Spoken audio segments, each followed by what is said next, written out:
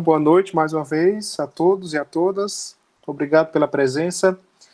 Hoje a gente está no 7º encontro do grupo Movipec, que é um grupo que está discutindo os temas transversais, né, relativos às disciplinas, aquelas que compõem a área de movimentos sociais, educação popular e educação de jovens e adultos. Então a gente está no 7º encontro transdisciplinar, movimentos sociais, interculturalidade e perspectivas de educação contextualizada. O tema de hoje é movimento indígena, educação diferenciada, interculturalidade, inclusão e inovação pedagógica na formação de professores indígenas no Ceará. Várias categorias no tema. Como já visto por todos, o professor Babi vai fazer a exposição. E aí eu queria agradecer também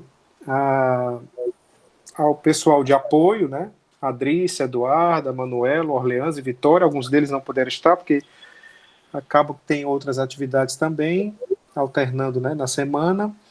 Cumprimentar também os colegas professores, né? Professora Eliane, que deve chegar, professora Rosileide e o professor Babi, que será o expositor de hoje. Então, obrigado a todos pelo empenho aí na divulgação dessas nossas atividades e vamos apreciar a exposição do professor Babi. Boa noite a todos, então. Grato, Ronaldo, aí por suas palavras aqui, abrindo esse nosso encontro. Estou querendo ouvir alguém da equipe de apoio, pode ser a Eduarda, aí, a respeito de como é que funciona o chat, para alguém que, por acaso, ainda não tenha participado, esteja participando hoje pela primeira vez. Você poderia, Eduardo, falar um pouquinho para nós como é que funciona aí o chat?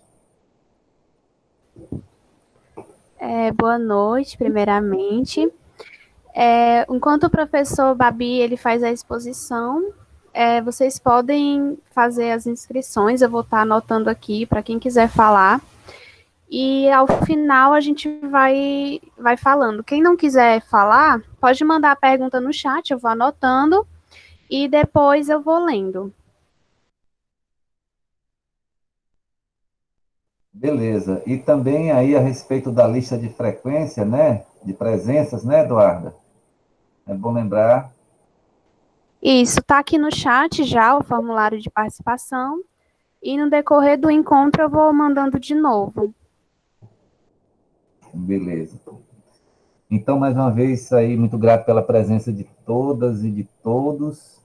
Nessa sexta-feira, né, 25 de setembro, estamos finalizando o mês, mas estamos iniciando a primavera também, né? Nesse contexto que a gente está vivendo, ainda de pandemia, que se estende para além do que a gente certamente, né, desejaria e poderia imaginar. E aqui estamos para a gente conversar, meu povo.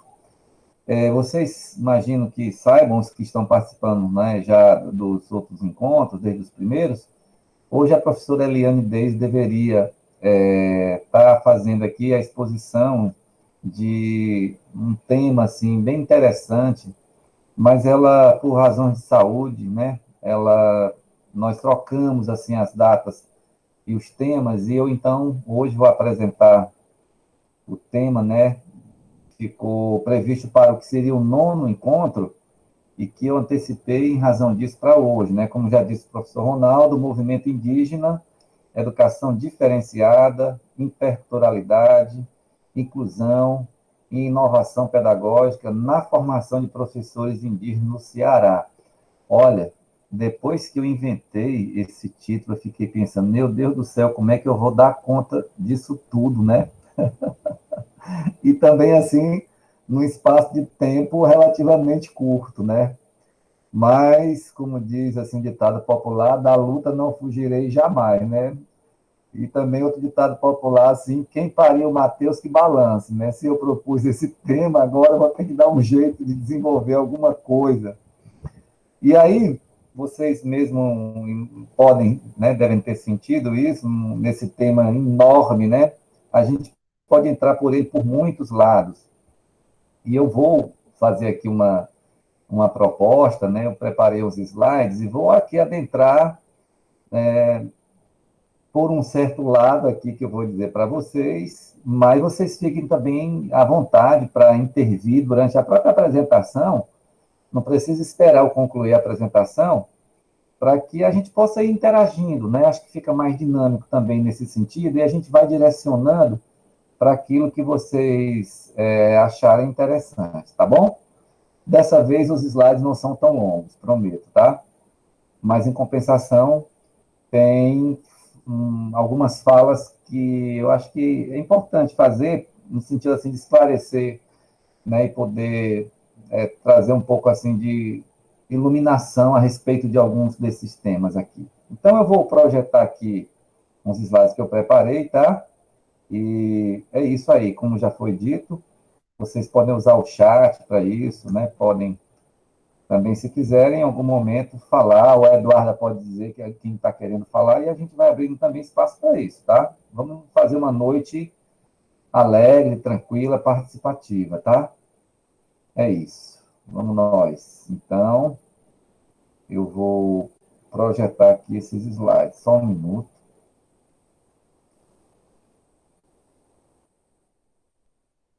Clicando aqui na tela, apresentar agora.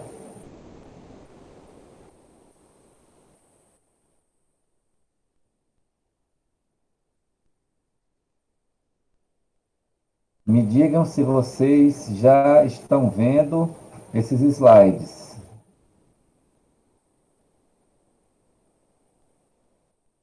Já está vendo os slides?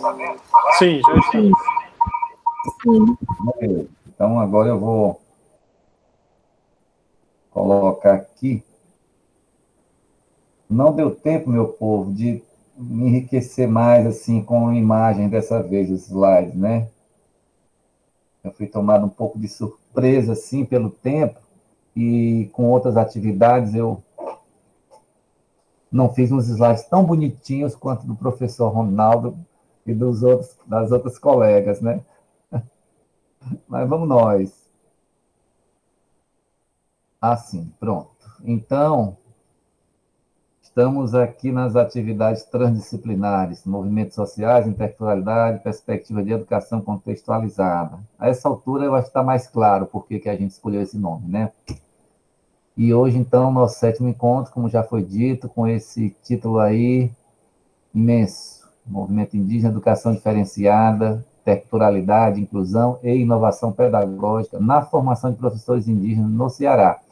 Uma explicação antes do mais, por que eu estou falando aqui do Ceará? É porque, além de nós, eu acho importante conhecermos, né, a nossa própria realidade, é importante a gente saber que na Universidade Federal, eu vou dizer assim, né, com tanta coisa ainda a ser construída, com tão pouco que foi feito em relação à formação de professores indígenas no Ceará, mas a gente já fez alguma coisa, a ponto tal de a gente ser considerado uma referência assim, em práticas, né, de inclusão, interculturalidade e inovação pedagógica, né, na formação de professores indígenas. Então, vamos conhecer um pouco mais a nossa realidade, né? E aí eu sempre coloco, assim, esses programas, projetos de extensão que eu desenvolvo, né, porque eles têm, assim, uma importância para mim, né, bem grande, daquilo que eu consegui, que eu venho conseguindo aprender, estudar e desenvolver em relação a esse tema, tá? E aí eu vou, então, iniciar fazendo, assim, uma reflexão com vocês, né, para a gente poder entender, primeiramente, o que é o movimento indígena no Brasil, quando é que ele surge, quais são as condições históricas, né, que vão possibilitar a emergência, né, o surgimento do movimento indígena no Brasil.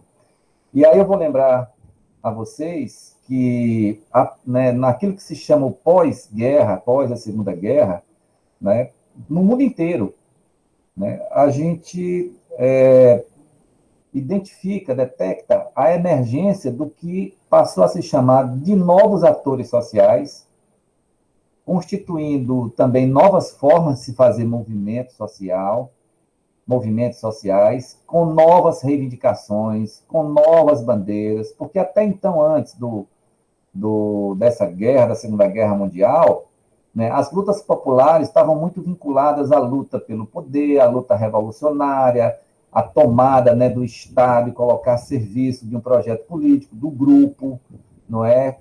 Que estava, vamos dizer assim, à frente daquela revolução. Foi o que aconteceu com a Revolução Francesa, a burguesia lá, foi o que aconteceu com a Revolução Russa, ali, né, no início do século XX, e que exatamente vai romper com aquela perspectiva política dos czares russos, né, e vai implementar, não aquela proposta de sociedade comunista, pelo menos é o que a gente aprendeu pela história, né? Não vou agora me deter a analisar, né, os detalhes disso, mas o fato é que, após a Segunda Guerra Mundial, as bandeiras dos movimentos populares, né, passam a ser outras, em decorrência também de uma pluralidade muito grande de novos atores sociais que vão estar se mobilizando, constituindo esses novos movimentos sociais, tá?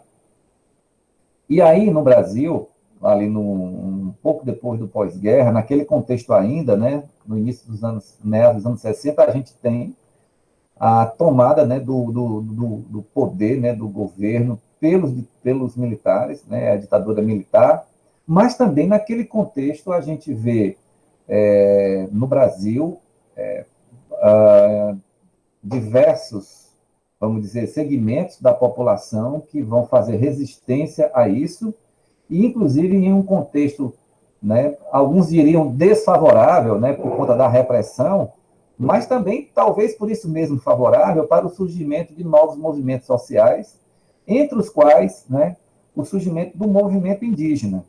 Então, ali nos anos 70, né, de maneira inusitada até, surpreendente, né, porque até os antropólogos, como Darcy Ribeiro, eu já falei isso também no outro encontro, eu tenho falado isso com os meus alunos de educação indígena, até assim uma figura, eu falo Darcy Ribeiro porque é um nome muito importante na antropologia do Brasil. Naquele tempo, ainda é até hoje também, né, pelo trabalho que ele fez, ele mesmo acreditava que houvesse outro destino para os povos indígenas, a não ser ou serem integrados, né, à sociedade brasileira, e com isso serem, vamos falar assim, essa categoria, né, da antropologia norte-americana, serem desaculturados, serem assimilados, portanto, né, à cultura dita nacional, ou então eles seriam extintos, como ele mesmo presenciou acontecer com algumas nações indígenas. Pois bem, para surpresa dele e de tantos que tinham essa análise naquele momento, a partir dos anos 70, os povos indígenas que sobreviveram a 5 séculos, né, de tantas situações que vocês já ouviram falar, começam a se organizar em um movimento inédito. Por que inédito? Porque não se trata mais de resistências localizadas, como aconteceu aqui no Ceará, vou falar um pouco mais à frente, durante o período colonial, ou em outras partes do país. Se trata agora de uma articulação em nível nacional. Vocês terem uma ideia do poder dessa articulação, e eu diria também da competência política desses povos, que, como eu dizia antes, né, pareciam que iam se extinguir, nos anos 80, em 1980, eles já estavam organizados, né, em uma entidade chamada União das Nações Indígenas, UNI, né, que teve um papel importantíssimo também na luta pela redemocratização do país e, principalmente, na Assembleia Constituinte de 1985, que vai exatamente elaborar essa Constituição que nós temos até hoje no Brasil, que é a Constituição de 88, tá? E esses povos indígenas, que no final dos anos 60 chegavam, né, a apenas 120 etnias das mais de 1.000, talvez 1.200 que existiam lá em 1500, né, 120 mil indivíduos, de um total, talvez mais do que 5 ou 6 milhões que existiam lá no início lá, né, do período da colonização. Então, eles estão ali nos anos 70 a curva caía até os anos 67. A partir dali a curva começa a subir devagarzinho e a gente tem, então, o surgimento do movimento indígena, tem eles já assim, mobilizados a ponto de ter uma entidade que os representava e que fez pressão junto aos deputados da Assembleia Constituinte para garantir, naquela Constituição de 88, os direitos, os chamados direitos indígenas. Me deem só um minuto, que eu vou fechar aqui a porta, né? Senão vocês vão ficar ouvindo aqui o latido do Pode, o nosso querido amigo cão.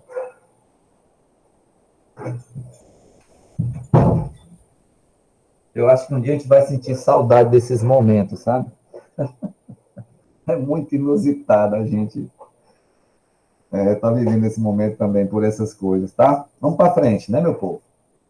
E aqui no Ceará, a eclosão do movimento indígena, ela se dá principalmente nos anos 80 em diante, mas antes eu preciso falar para vocês que, assim, o que a gente chama de movimento indígena realmente é algo recente, é algo que tem algumas características, não é, que se diferenciam do que aconteceu como lutas e resistências durante o período colonial, mas é sempre bom a gente lembrar, e aí eu vou lembrar que aqui no Ceará nós tivemos muita resistência, não é, à colonização, a ponto tal, eu digo hoje sem nenhum receio, de que a maior resistência que os europeus encontraram, onde eles pisaram, com o início aí da expansão europeia na modernidade, foi exatamente aqui no Ceará. Não foi na África, não foi em outros lugares da América, não foi na Ásia. Aqui no Ceará, durante 2 séculos inteiros, do século XVI ao século XVIII, né, essas 22 etnias indígenas que viviam aqui no Ceará resistiram bravamente, defendiam seu território. É uma história longa, não vou me alongar muito por causa do tempo aqui com vocês, mas ela está documentada, conhecida, né?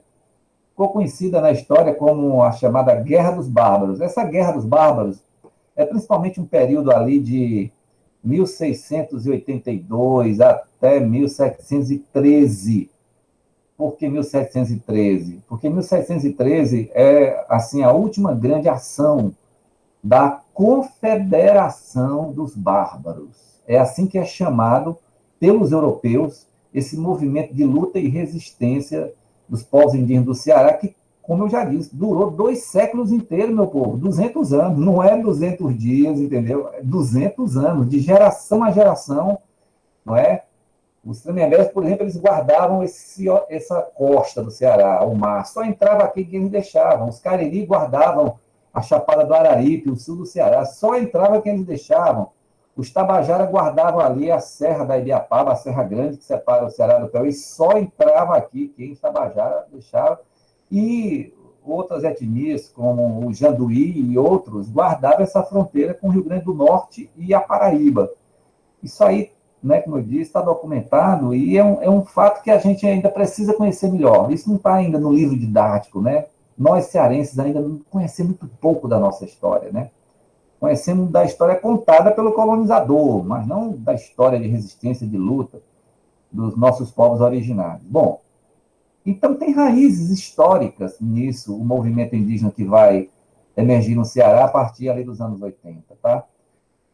Em 1850, teve, né, aqui no Brasil, né, a Lei de Terras, que, na verdade, ela tentou, né, era esse o intuito da Lei de Terras, regulamentar, não é, o uso da terra, mas vocês podem imaginar que naquele contexto de um Brasil imperial, povos indígenas estão fora disso completamente. Isso aí é para os donos, né?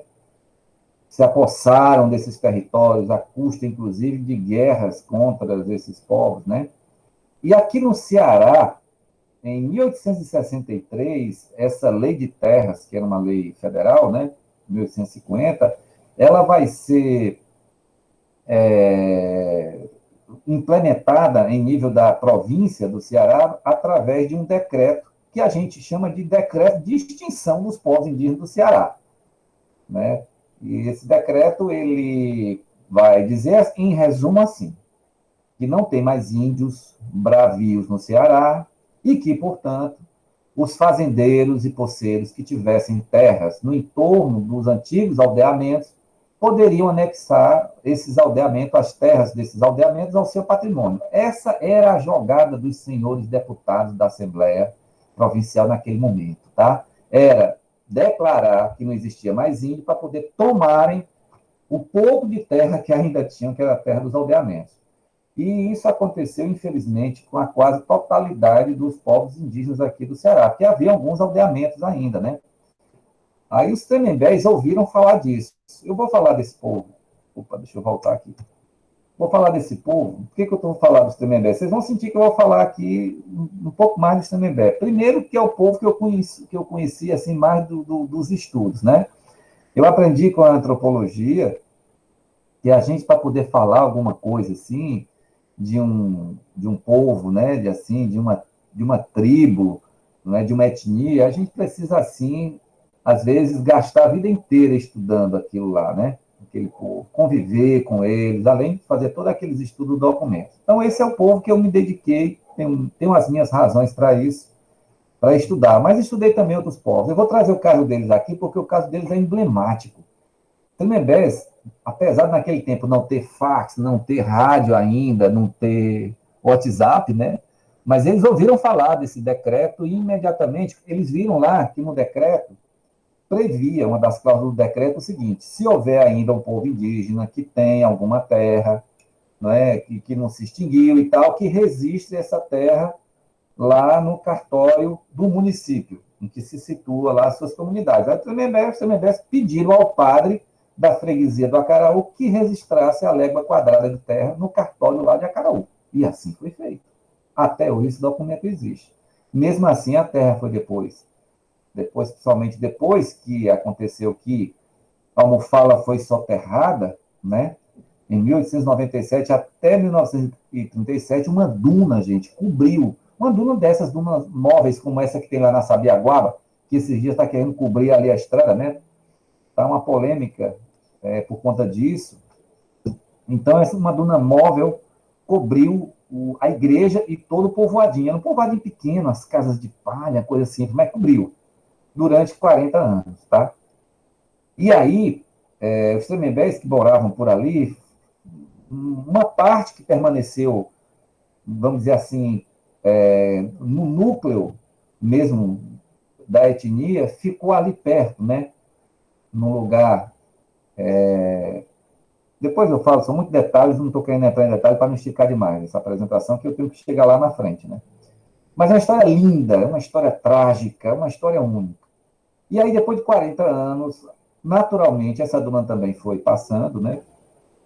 E os Tremembés, eu conheci algum deles, alguns velhinhos, né, deles, ainda tem algum outro vivo.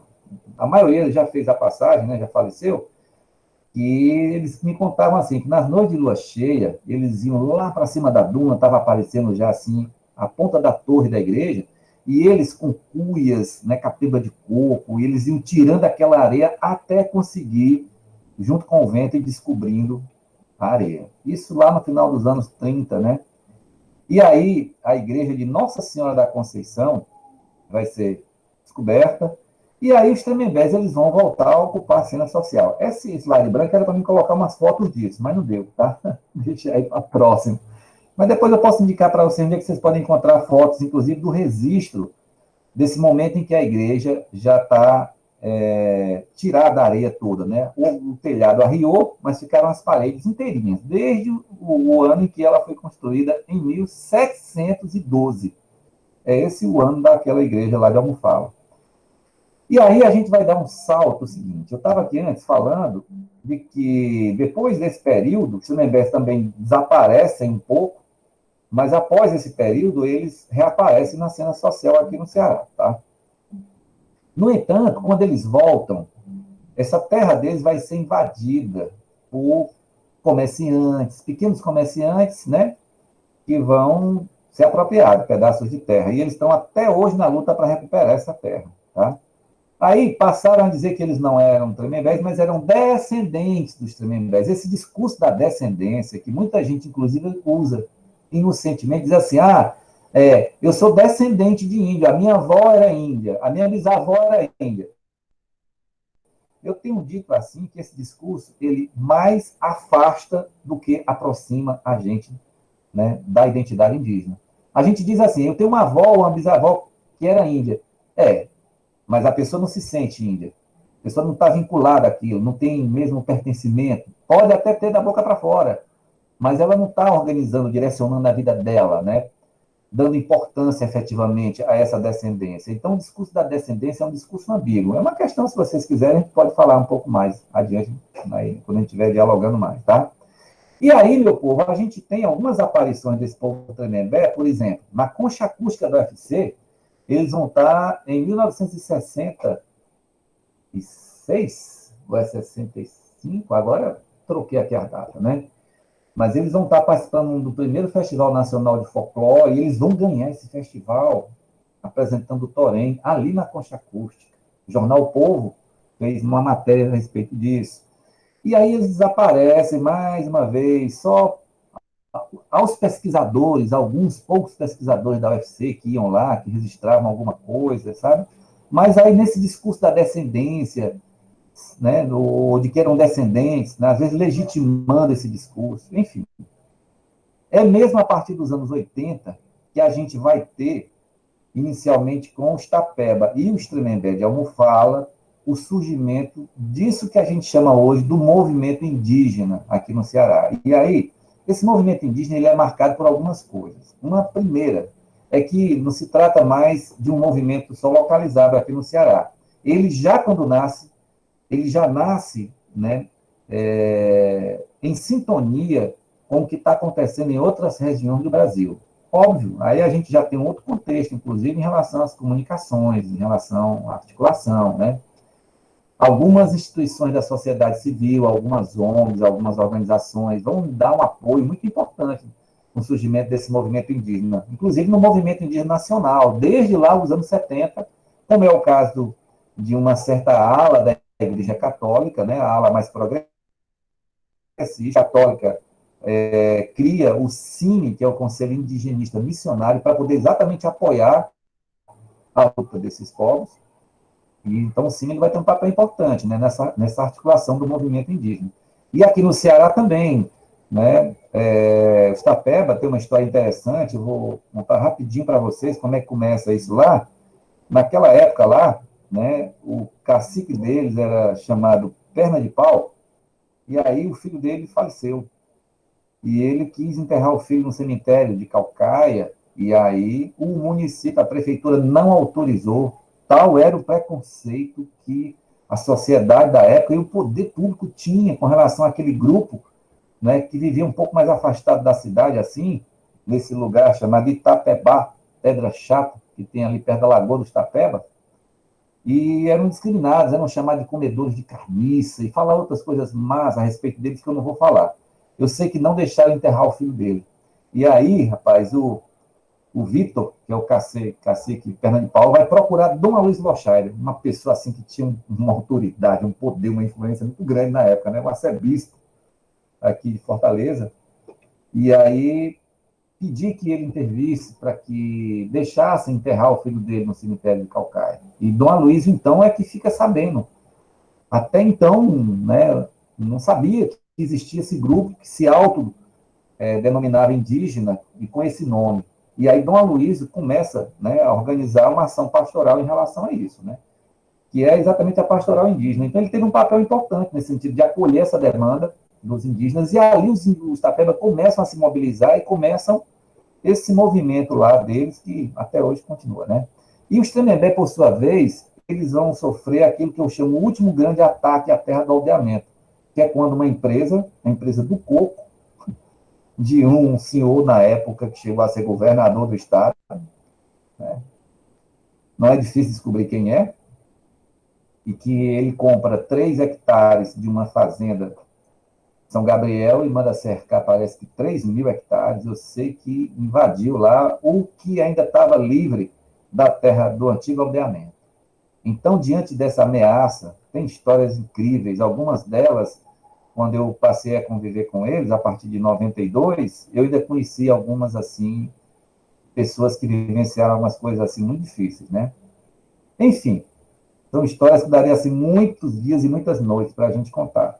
Mas o fato é que aquilo vai fazer com que os Tremembés se mobilizem também em um movimento, e já se articulando aí com outros povos também, né? E assim o movimento indígena no Ceará vai surgir a partir dessas motivações, né? Desses casos que estão acontecendo ali no início dos anos 80.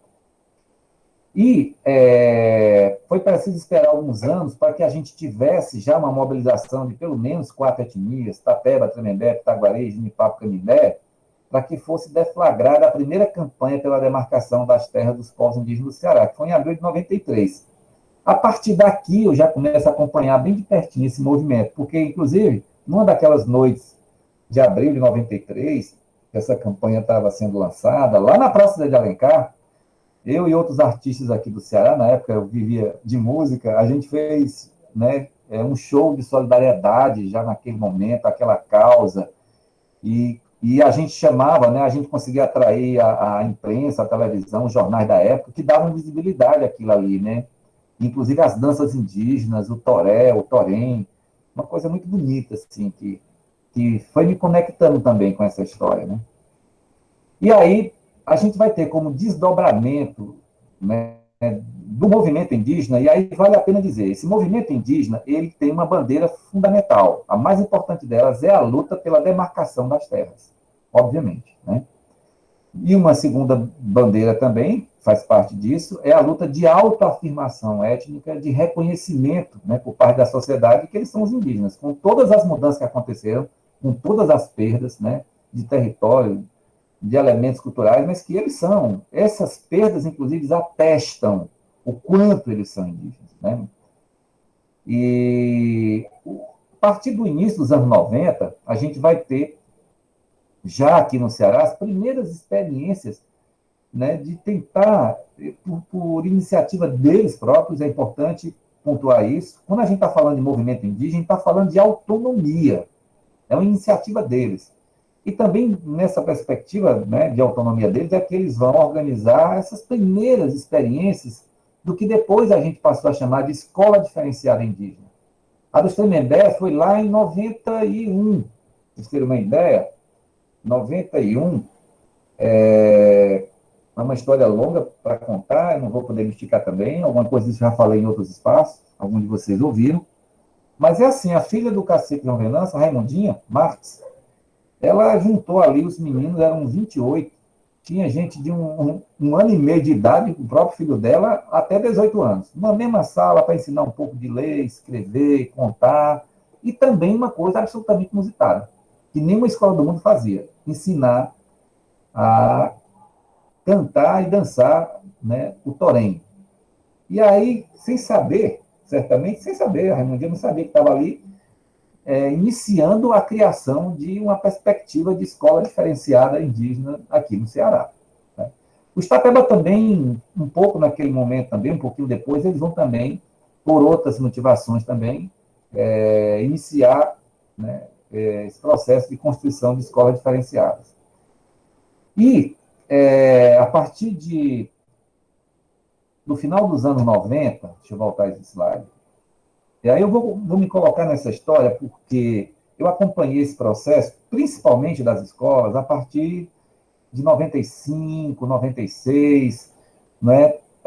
A escola dos Tremembés, ela parou em 92, por razões que eu não vou contar agora, assim, para não esticar muito, mas o fato é que eles só vão retomar essa experiência de escola em 97. E aí eu passo a acompanhar isso de perto, a ponto tal que eu vi que ali tinha uma coisa nova. E eu tinha feito um mestrado em antropologia na Federal de Pernambuco, mas eu tinha abandonado por conta da música mesmo, né? E aí eu decidi voltar para o mestrado, e dessa vez em educação. Eu estava no Ceará, não estava mais em Pernambuco, onde eu fiz o mestrado em antropologia.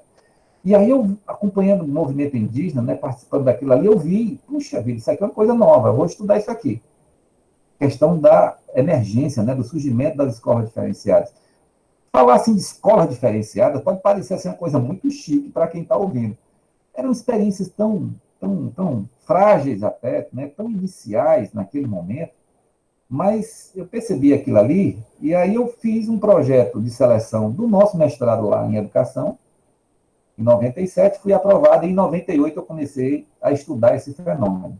E ali, do mestrado, eu fui para o doutorado, e aí aconteceu o seguinte: eu estava lá durante um tempo, fazendo o que a gente chama assim a pesquisa de campo, morando com eles, né? Eu morei um pouco mais de um ano com eles lá, o Tremembé de Almofala, por isso também eu estou falando deles, né? E aí, rapaz, ali, gente, vai começar uma coisa muito interessante, né? É que o que era para ser uma pesquisa etnográfica, dessas clássicas antropológicas, vai se tornar uma intervenção. E eu lembro bem, não vou esticar aqui, que eu já estou me esticando, né? Eu lembro bem, assim, do dia em que eu tive uma conversa com umas professoras da Escola Maria Venância, já se chamava Maria Venância, né? Porque em 91, 92, o nome da escola era Alegria do Mar, ali na Praia de Almofala. Em 97, a gente já tem 6 escolas em 6 comunidades. E a da praia não chamava mais Alegria do Mar, chamava Maria Venância, em homenagem à avó do João Venância, o cacique, né? Então, uma conversa com algumas professoras daquela escola sobre uma situação que elas estavam vivendo, né? A SEDUC tinha prometido começar uma formação de professores e não fazia, coisa emperrada. E ali, eu estando com eles, nós começamos a conversar, e aí é uma história longa, mas eu vou resumir dizendo assim: a comunidade Tremembé decidiu, por conta própria, não é, implementar um curso de formação dos seus professores que atendessem à sua visão do que era aquela proposta de educação. E ali eu me somei naquilo ali, né, e construímos uma matriz curricular para aquele curso. Fui trazendo os amigos também, né, que eu conhecia na universidade, para poder dar aula, e tinha disciplinas que só eles poderiam dar, porque haviam disciplinas que só eles poderiam realmente ensinar, que eram disciplinas específicas, assim, da cultura Tremembé. E logo depois daquilo ali, logo em seguida, né, em 2001, isso foi maio, nós começamos com o curso dos Tremembés, e em seguida, em junho, nós começamos com mais 3 etnias aqui no entorno de Fortaleza, com os Tapera, Pitaguari, Genipapo e Canindé. E em 2006, olha, é história longa, eu não vou poder esticar muito, né? Mas, assim, esse curso anterior, que eu falei para você, esses 2 cursos, eles funcionaram fora da universidade. Era um curso de formação de nível médio, fora de qualquer escola, fora do Instituto de Educação do Ceará. Eram iniciativas muito ousadas, né? Era a própria comunidade quem assumia isso. Nós fomos para o Conselho de Educação do Ceará, que reconheceu, inclusive, a legalidade disso. Uma coisa absolutamente inusitada na história da educação e na história do Ceará. O Conselho de Educação mandou a SEDUC emitir o diploma, uma secretaria de governo, vocês imaginem isso. Mas quem assinou o projeto é o CITA, Conselho Indígena Tremembé de Almofala. Então, muita coisa aí para a gente poder aprender com essa experiência. E aí, quando foi em 2006, também, assim, por iniciativa própria, os Tremembé de Almofala decidem dar continuidade à sua formação, criando o curso de Magistério Indígena Tremembé Superior, à revelia da Universidade Federal.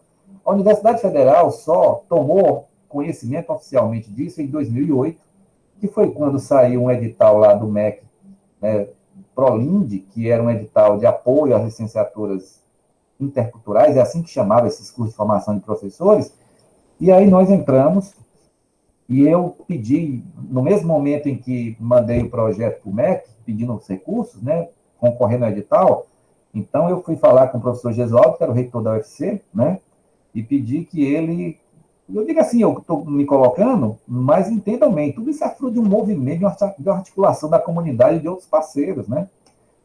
E aí, o professor Gesualdo cria, na época, assim, foi até ad referendo, o curso de Magistério Indígena Tremembé Superior como curso de graduação da UFC em uma modalidade completamente nova, como curso de licenciatura intercultural. Isso foi em 4 de agosto de 2008. Um dia histórico, assim, né? Um dia, assim, daqueles que a gente guarda no coração pro resto da vida, tá? E aí, um pouco depois, eu nem coloquei aqui a data, eu também comecei esse movimento junto a outras etnias, né? Pitaguari, Itapeba, Canindé, Genipapo, Canindé e Anassé, e nós criamos, então, o curso para essas 5 etnias, o MIS Itacajá. Isso foi em 2009, esse movimento, em 2010 esse curso estava criado, né?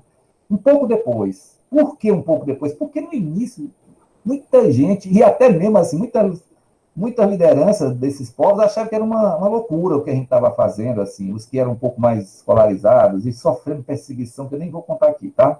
Inclusive por gente hoje que pousa assim, de muito do lado dos índios, até mesmo por indígenas, que eu também não vou falar nome aqui, mas até de indígenas que hoje pousam como se fosse assim uma grande liderança indígena aqui no Ceará, nós sofremos perseguição por conta da criação desses cursos. E aí, gente, eu vou dar um pulo aqui já para me dirigir assim, para a gente poder pensar sobre essas categorias que estão assim no título desse tema que eu estou trabalhando com vocês hoje. Ninguém fez uma pergunta até agora. Eu já falei aqui 43 minutos. Ninguém me interrompeu, perguntaram nada. Eduardo, alguém aí no chat está perguntando alguma coisa, falando alguma coisa, comentando? Não, ainda não temos. Eu queria Mas fazer uma pergunta, professor Babi. alguém já dormiu, não? Professor Babi, é o Roberto, sou estudante de pedagogia do terceiro semestre. Queria fazer uma pergunta. O que falta, professor, para a gente ter ao menos uma disciplina sobre cultura indígena no curso de pedagogia que faz falta? Por que Rapaz, que não tem? Nós O que temos, falta para ter? nós temos uma disciplina de educação indígena. Tu não fez ainda, não? Não, eu não digo uma disciplina, eu me expressei errado, não uma disciplina, mas não é algo, mas realmente um curso. Eu acho que eu me expressei errado, um curso realmente interdisciplinar, só que dentro da universidade, Ah, estou uma parte da entendendo, universidade. estou entendendo. Um curso que a gente tivesse, assim, outros cursos, né, que não só de formação de professores, não fosse só cotas, né, que a gente tivesse, assim, realmente, Exatamente. estou entendendo. Guarda essa tua pergunta aí para a gente conversar daqui a pouquinho lá no debate, tá? Que eu acho que isso merece compartilhar com outras pessoas também que estão aí, tá bom? Guarda aí só um pouquinho. Tá bom, professor. Então, gente, olha, esse conceito de interculturalidade, eu vou falar assim um pouquinho dele para vocês. A gente já vem falando nesses encontros, né? O professor Ronaldo aí é um expert nesse tema, a professora Rosileide, que está aqui também, a professora Eliane, eu não sei se chegou, mas assim, são pessoas que têm conhecimento, né, e uma vivência disso. Eu vou falar para vocês do que nessa prática, né, que eu acompanhei um pouco mais de perto, como é que a gente foi criando um conteúdo próprio para esse conceito, tá? Na formação de professores indígenas do Ceará. Então, a primeira coisa que eu estou dizendo aqui é que esse conceito de interculturalidade, ele admite, assim, uma multiplicidade de abordagens e concepções. Eu escrevi isso na tese, né, de doutorado, defendida lá em 2003. Alguns de vocês ainda estavam na fralda, né, nas fraldas. Lá, eu percebi, já naquela época, que a interculturalidade ela me aparecia assim como o manuseio de símbolos compartilhados sobre os quais existe, em princípio, a possibilidade de estabelecer uma interlocução, ou dito de outro modo, como uma forma de diplomacia, né? Porque tem gente que não entendeu direito ainda o que é a interculturalidade dessa escola indígena. Essa escola indígena ela não foi criada só para ensinar os saberes da tradição indígena. Ela é um espaço, vamos dizer assim, de criação de diplomatas. Olha bem o termo que eu estou usando. Por que diplomatas? Porque esses indígenas de hoje, eles sabem que eles precisam transitar entre esses dois mundos. Entre o mundo, a cultura, a tradição e saberes do seu próprio povo, inclusive de, vamos dizer assim, resgatar alguns desses saberes, e, ao mesmo tempo, de poder se conectar com o mundo de fora, com todos os outros, ou os outros povos indígenas que são diferentes deles, não é? A sociedade nacional, que é uma coisa tão plural, tão diversificada no Brasil, do ponto de vista não só geográfico, regional, mas do ponto de vista de uma pluralidade de culturas. Você tem aqui nesse país assim, gente de praticamente todas as nações do mundo, e também todas as outras culturas do resto do mundo. Então, a interculturalidade, né, é essa capacidade de estabelecer interlocução com todos os outros. Por isso que eu falo lá na tese, já em 2003, ela me lembra um pouco essa ideia assim da diplomacia, do ser diplomata, do ser capaz de representar o seu país, a sua cultura, em qualquer outro lugar do mundo que você esteja. Para isso, você precisa aprender, inclusive, a falar a língua daquele povo lá onde você é o diplomata, né? Onde você está representando o seu país. É um pouco a imagem que me veio naquele momento lá, né? E aí o Tassinari, ele vai dizer assim, que a interculturalidade são esses espaços de fronteiras, entendidos como espaços de trânsito, de articulação e troca de conhecimentos, assim como espaços de incompreensões também, e de redefinições. Então, é uma coisa dinâmica. A interculturalidade ela não é dada, assim, no ponto de partida na relação com o outro. Ela é construída exatamente no tensionamento da relação com o outro, né? É assim que os indígenas que eu vejo na formação de professores têm vivenciado isso. Para Urquiza, a interculturalidade exige procedimentos no sentido de desterritorializar o mapa das culturas dominantes, que historicamente se colocaram como únicas a serem transmitidas, apropriando-se da mesma naquilo que ela tem de relevante para a autonomia de cada povo, e, ao mesmo tempo, considerar os chamados saberes tradicionais em um contexto historicamente dinâmico e em constante processo de tradução e ressignificação. Ou seja, eu falei de resgate, né, de conhecimento desse mundo ad intra, desse mundo da própria cultura, mas vejam bem, também não é qualquer coisa que esses indígenas estão resgatando. Tem gente que não entende isso. Eles querem que os índios sejam os mesmos de 1500. Olha, tem coisas de 1500 que não interessam mais a esses povos.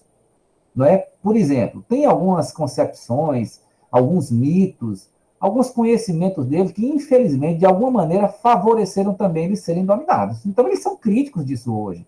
Eles sabem, como qualquer ser humano, não é que ninguém é perfeito, que não existe cultura completamente perfeita, que existem esses elementos a serem também superados. E eles são críticos também disso. Olha, eles dizem assim, não, os nossos avós, rapaz, aconteceu isso porque eles achavam que esses brancos eram assim, assim, assado. Né? Ou seja, eles identificam que havia uma, vamos dizer assim, uma fragilidade também em alguma coisa desse conhecimento tradicional. Esse conhecimento tradicional não é uma coisa angelical, perfeita, né?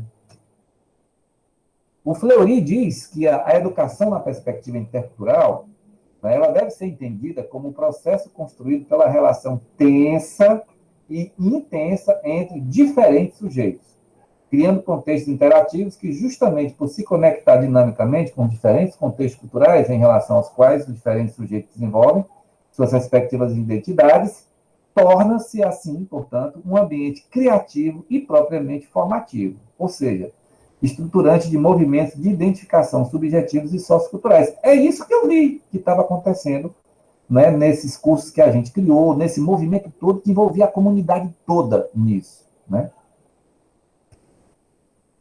Professor, Sim, pode dizer.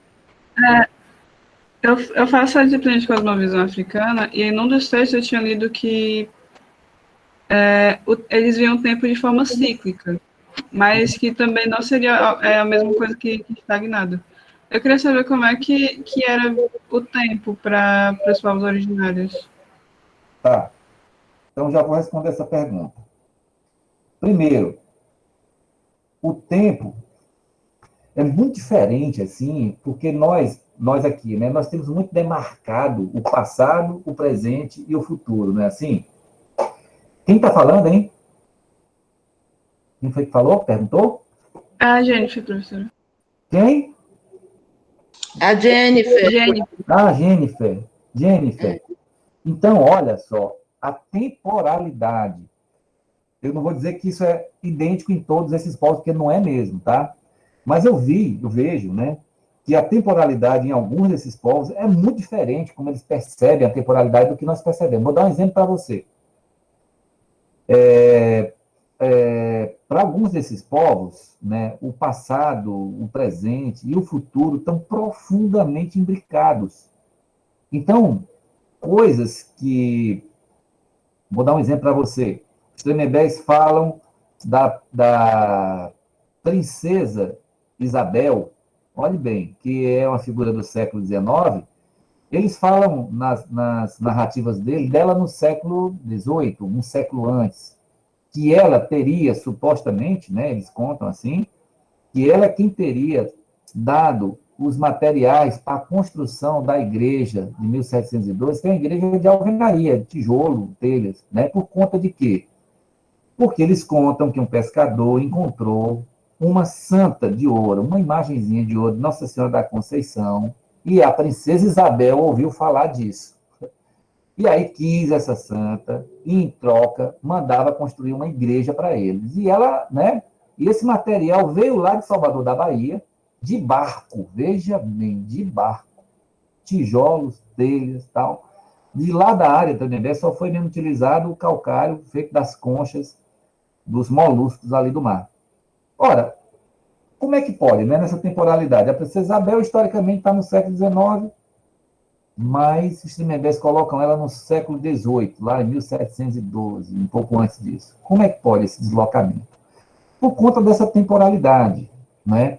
De que não importa a verdade histórica nesse sentido para os povos indígenas, mas importa aquilo que dá sentido à existência, aquilo que explica a existência. Então, o tempo é cíclico exatamente porque eles sabem que acontecimentos que os antigos já narravam e que previam que voltariam a acontecer, o sertão vai virar mar, o mar vai virar sertão, né?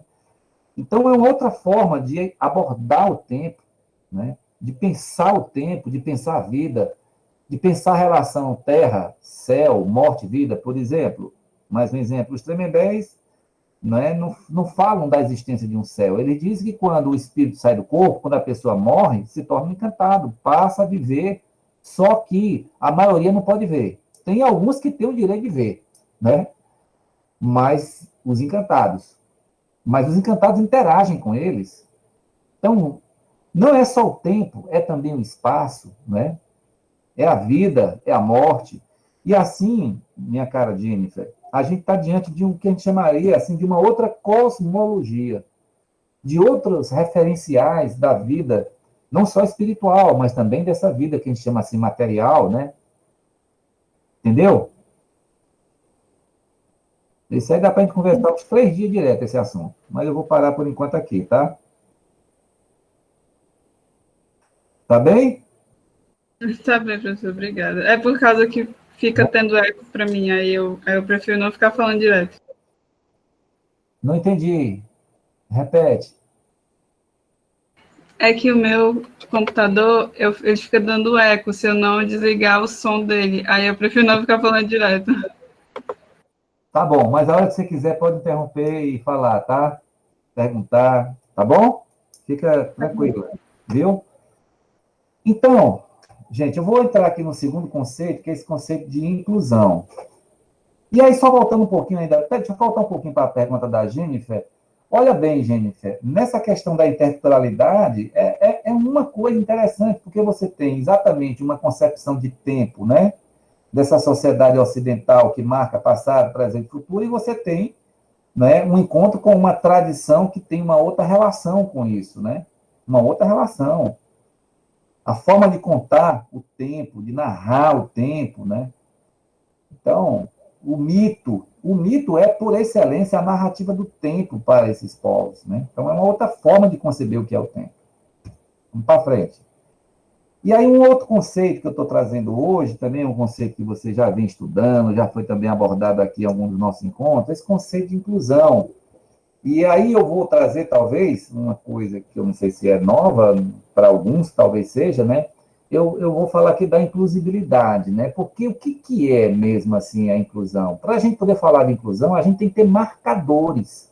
A gente tem que ter, assim, critérios, é o que eu vejo, né, na formação de professores indígenas, para a gente não ficar se iludindo, como eu vejo hoje, principalmente quando as agências de Estado passam a assimilar esse discurso que vem dos movimentos sociais, vem da luta, e coloca lá, inclusive, dentro dos dispositivos legais, coloca dentro dos textos onde estão lá, né, as políticas públicas, né, as regras, os regulamentos. E aí eu vejo assim, rapaz, o Foucault dizia que os homens, eles falam das coisas para mais e melhor se afastarem dela. Quando você vê, né, essas agências falando muito de inclusão, pode ir atrás. É porque a inclusão já foi-se embora há muito tempo. Não tem mais nada de inclusão ali. Tem de assimilação, tem de integração, mas não de inclusão. É por isso que eu vou falar da inclusibilidade, de a gente ter marcadores, critérios concretos para saber se tal prática é mesmo inclusiva ou não. Então, eu estou dizendo aqui, dialogando com o Butch e o Enscombe, né, que eles criam um índice para a inclusão, que a inclusão é o produto ou resultado de um conjunto de práticas, políticas e culturas que resultam em processo de efetiva participação, marcada pelo protagonismo dos sujeitos, que também atuam na reconstrução dos espaços e dispositivos, ou seja, nas políticas e nas instituições pretensamente includentes. Porque, veja bem, será que a nossa UFC, né, é realmente assim uma instituição, uma universidade inclusiva? Como é que a gente faz para a gente saber? Qual é o critério? Primeiro critério é saber se o que existe de inclusivo na UFC está sendo construído pelos próprios sujeitos. São os indígenas que estão construindo esses espaços? Eles estão legitimamente representados nos espaços de tomada de decisão dentro da universidade? Olha, eu não conheço isso assim dessa forma. Agora, o que eu vi é que, por exemplo, esses cursos que a gente criou de nível superior dentro da universidade, eu vi que pelo menos aí nessas vivências a gente experimentou isso aqui. Protagonismo das comunidades indígenas e também, aí eu vou explicar um pouquinho mais na frente como é que se deu isso, tá?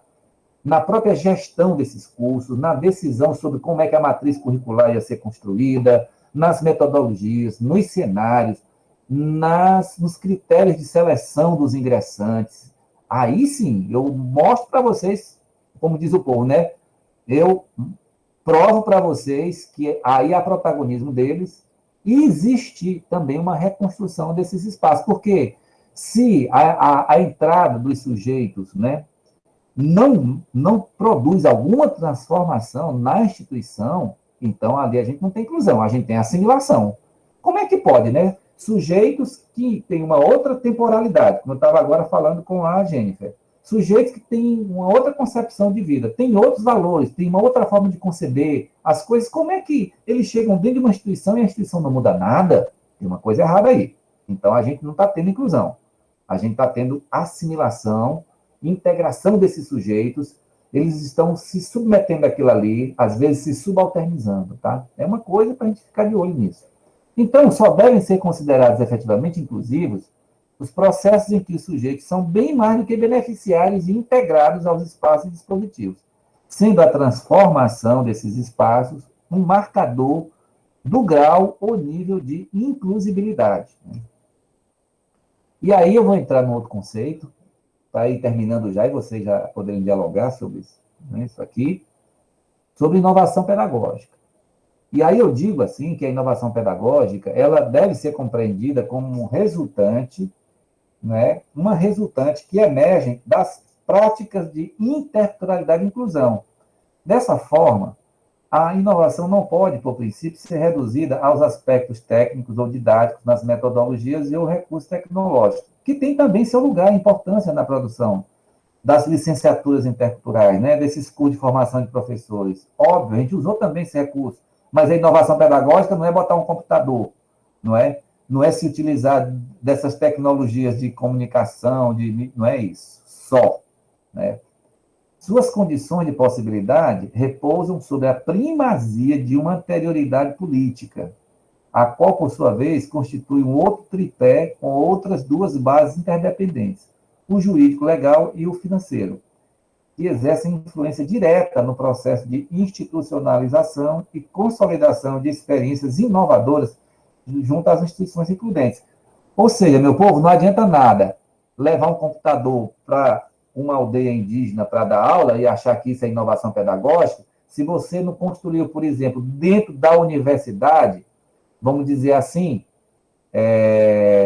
se você não normatizou, se você não obteve financiamento para fazer com que todas as demandas de formação de professores indígenas, por exemplo, nas aldeias, como a gente fez, pudesse ser atendido. A outra coisa, sendo um curso como cursos tão diferentes, foi fundamental que a gente pudesse ter o que a gente fez reconhecido do ponto de vista legal, porque senão a gente não obteria nunca a diplomação desses alunos, né?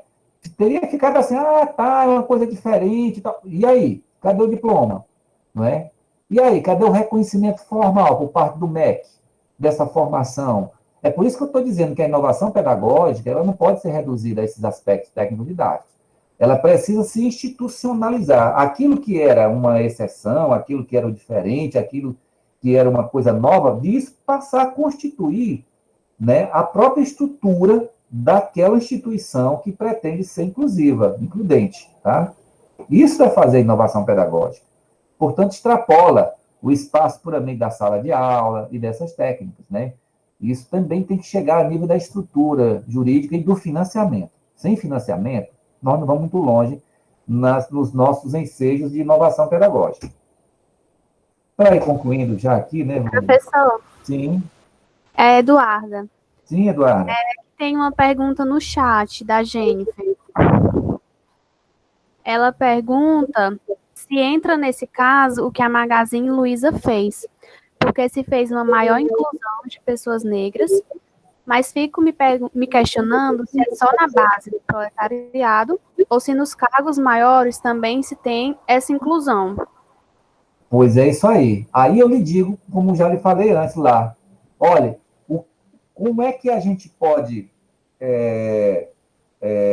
medir, vamos dizer assim, qual é a régua pela qual a gente pode medir o nível de inclusibilidade efetiva, né, do Magazine Luiza?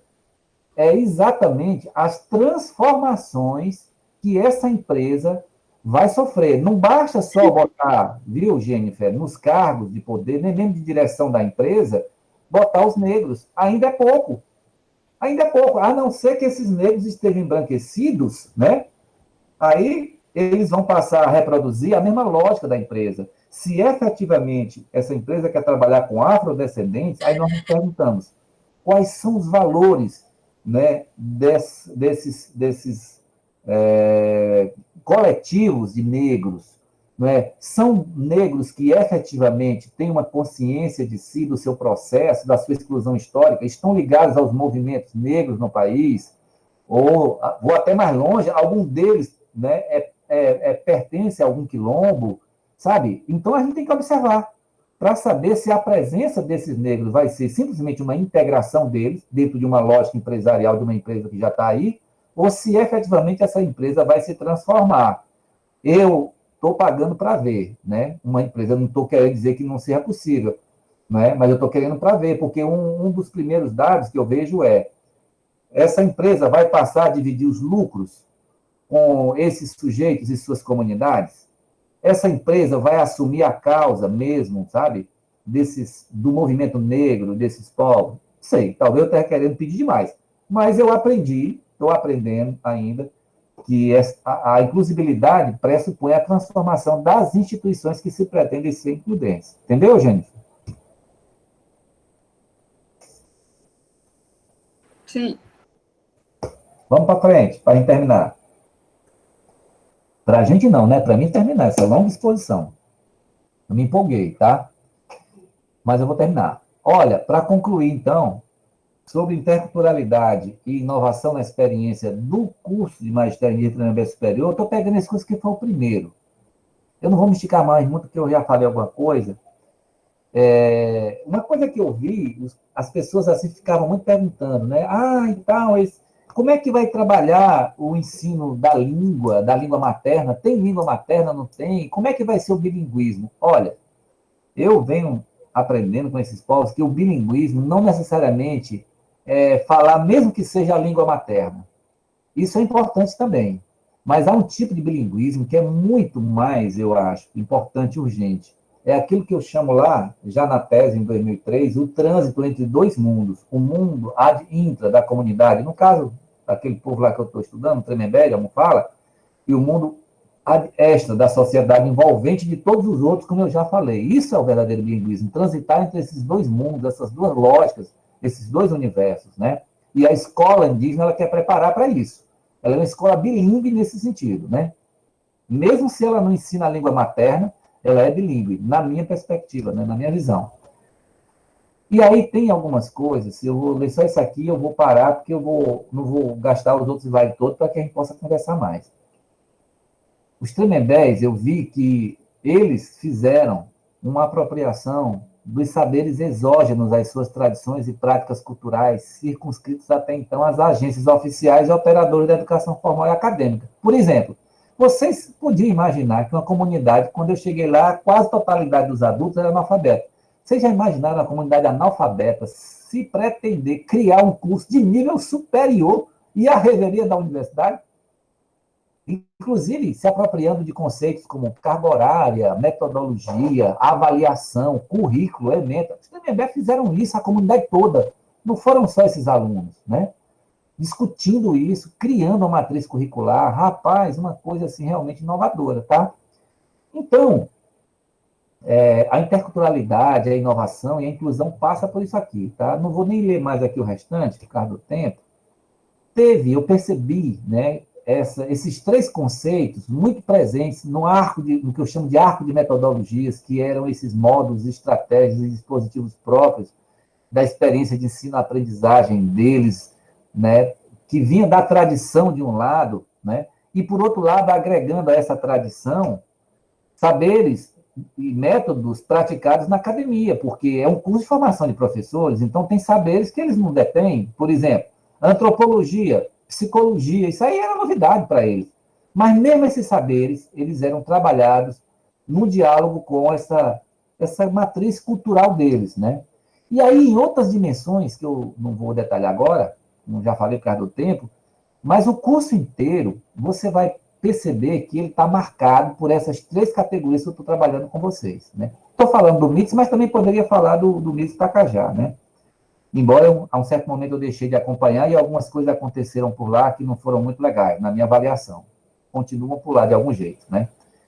Olha, na forma de ingresso no curso, para entrar no MITS, já tinha que ser professor em exercício, né? Ou em sala de aula ou na gestão da escola. Não era assim alguém que vai arriscar um dia ser pedagogo, né? Eles diziam assim: o professor indígena Tremembé se forma na prática, na sala de aula ou na gestão da escola. Ele vai na universidade aprender a parte teórica, mas o que forma mesmo um professor é a prática. Isso aí eles tinham clareza, assim como a luz do dia. A matriz curricular inteira, como eu já falei, ela traz essas três categorias: interculturalidade, inovação, inclusão, a gestão do curso. Vocês imaginaram uma coordenação de curso onde o próprio aluno está representado com poder de decisão, né? As comunidades que estão participando têm seus representantes, cacique participa, os parceiros, todos, uma coordenação ampliada, qualquer decisão acadêmica ou administrativa tomado em conjunto, não é o coordenador sozinho. Então, assim, radicalizamos aqui a questão da democracia, né? A construção das ementas da disciplina é uma coisa muito interessante. O professor chegava para dar aula, ele apresentava o plano de ensino dele e apresentava a ementa. Mas essa ementa, ela só era definitivamente aprovada quando os que estavam ali presentes, alunos, parceiros, comunidade, né, emitiam suas opiniões do que deveria ser ensinado naquela disciplina. Então, o professor chegava com uma proposta inicial de ementa, mas a ementa definitiva só era formalizada no final da disciplina. Uma coisa assim que até hoje não existe em outros cursos da UFC. E por aí vai, trabalho de conclusão de curso e configuração do corpo docente. Vou concluir com isso.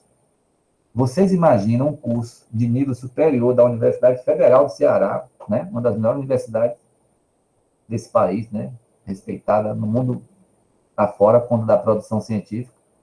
E aí vocês imaginam uma pessoa que não fez nem concurso para substituto, que não sabe ler nem escrever, ser admitida como docente, colaborador de um curso de nível superior e ser pago, ser remunerado com o mesmo valor hora-aula de um doutor.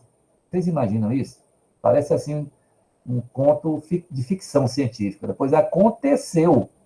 Cacique João Venâncio, Pajé Luiz Caboclo e outras lideranças tremembés fizeram isso e receberam como qualquer outro doutor da universidade, por hora-aula trabalhada, e tudo isso foi objeto de parecer jurídico, da Procuradoria Jurídica, deve ser tudo dentro da lei. Agora, tudo sendo construído daquele jeito, de uma maneira inovadora, como nunca tinha sido feita na universidade, não só na Universidade Federal do Ceará, mas até mesmo na universidade aqui pública no Brasil.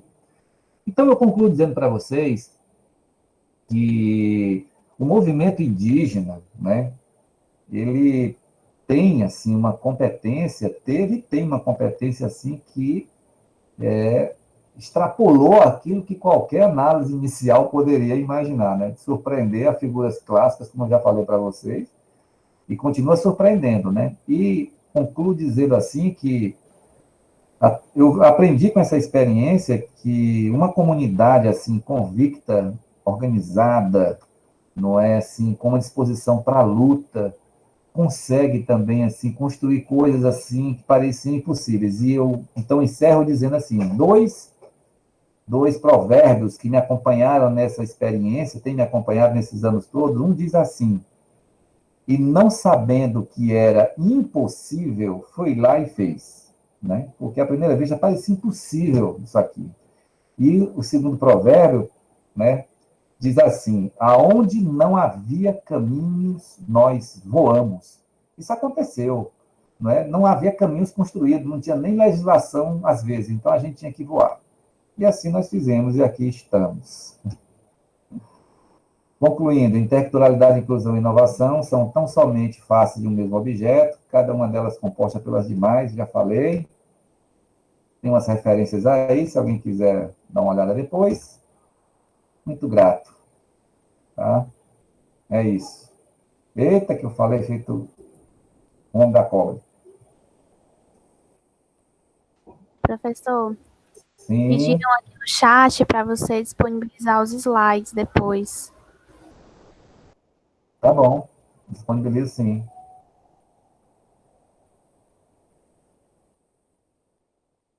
Foi bem. Vamos conversar, meu povo.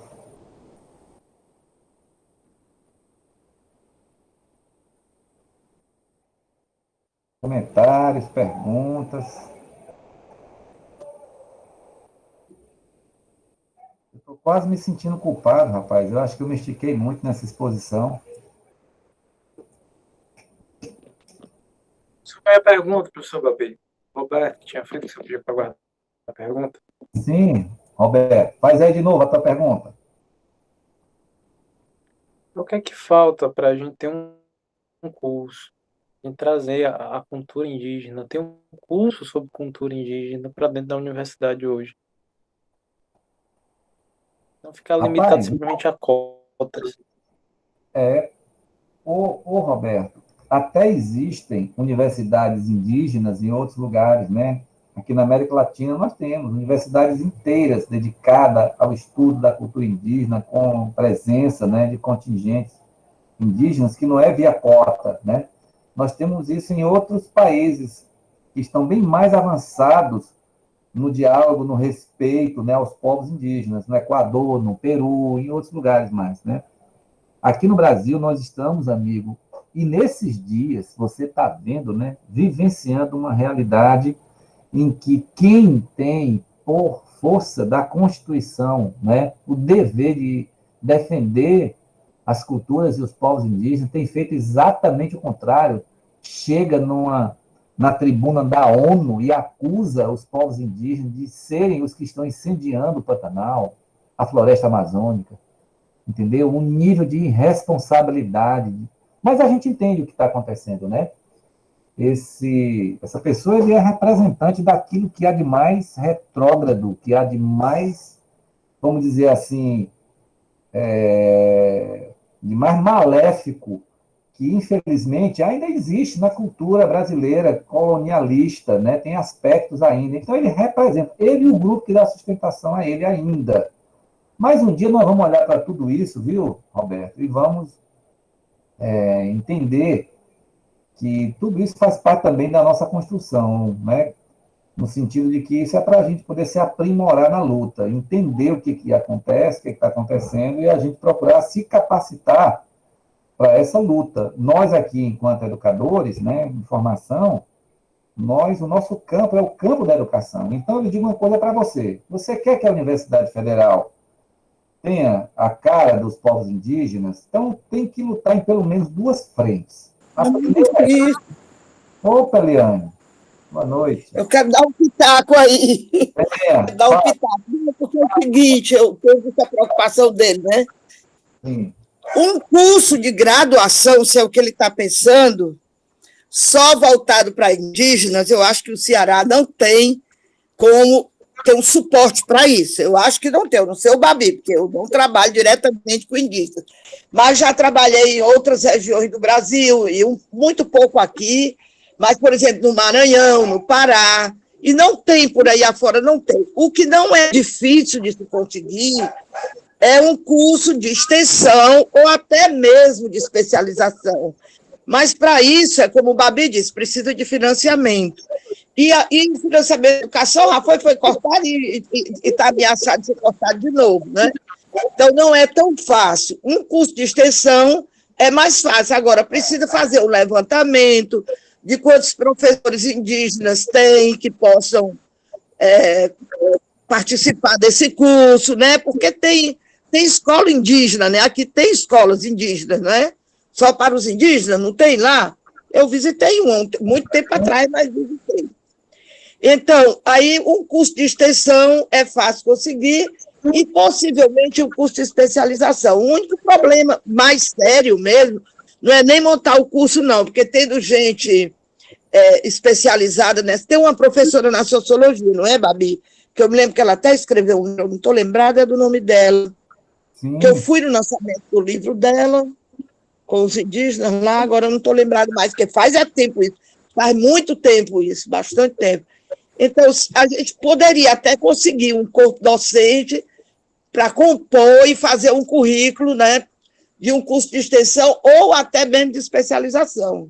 Mas é isso, né? Precisa que os indígenas estejam realmente querendo isso, porque também a universidade chegar de cima para baixo, por exemplo, no Maranhão, quando a gente deu esse curso lá, foi um curso de especialização, mas foi de reivindicação deles, de professores indígenas, sabe? A gente deu por uma instituição internacional, foi financiado, o curso foi caro, mas foi uma instituição internacional que financiou, uma instituição que trabalha com uma área de desenvolvimento, educação e desenvolvimento. Financiou o curso, foi interessante, tinha acho que 30 e poucos indígenas. A distância foi muito pequena, agora era assim, meio problemática. A gente teve que fazer numa região onde tinha a maioria das aldeias deles, né, das tribos e tudo, e era problemático porque, assim, se o filho caía, se o filho tinha uma diarreia, a mãe índia ligava, o pai só faltava ficar louco, aí fazia jejum o dia todinho, e a gente ficava doido, desesperado, não assistia a aula, eles não aguentavam ficar em sala de aula muito tempo, o tempo todo saindo, tomando banho, molhando a cabeça, ficando de pé descalço, da cintura para cima. Quer dizer, eles vivem lá uma realidade tão diferente da nossa que a gente não pode pensar numa... E olha que essa sala de aula lá não era uma sala de aula tradicional, era uma sala bem aberta, bem arejada, era nessa região onde tinha Santo Inês, no Maranhão. Tu conhece, Babi? Que é uma região onde mais tem aldeias, tinha 7 etnias nesse curso. Era do Maranhão todinho, 7 etnias. Foi muito... Nossa Senhora, a gente aprendeu para burro, porque a gente não tinha, né, habilidade nem hábito de trabalhar com eles e foi aprendendo junto com eles. Foi muito interessante, mas tinha dinheiro, era dinheiro do Banco Mundial. Aí, para a gente fazer isso às custas da universidade, é muito difícil.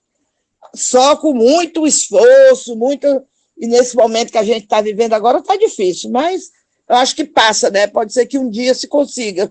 Parabéns, viu, Babi? Foi ótimo, gostei. Eu entrei um pouquinho atrasada, aí fiquei caladinha para não atrapalhar, mas eu assisti tudinho.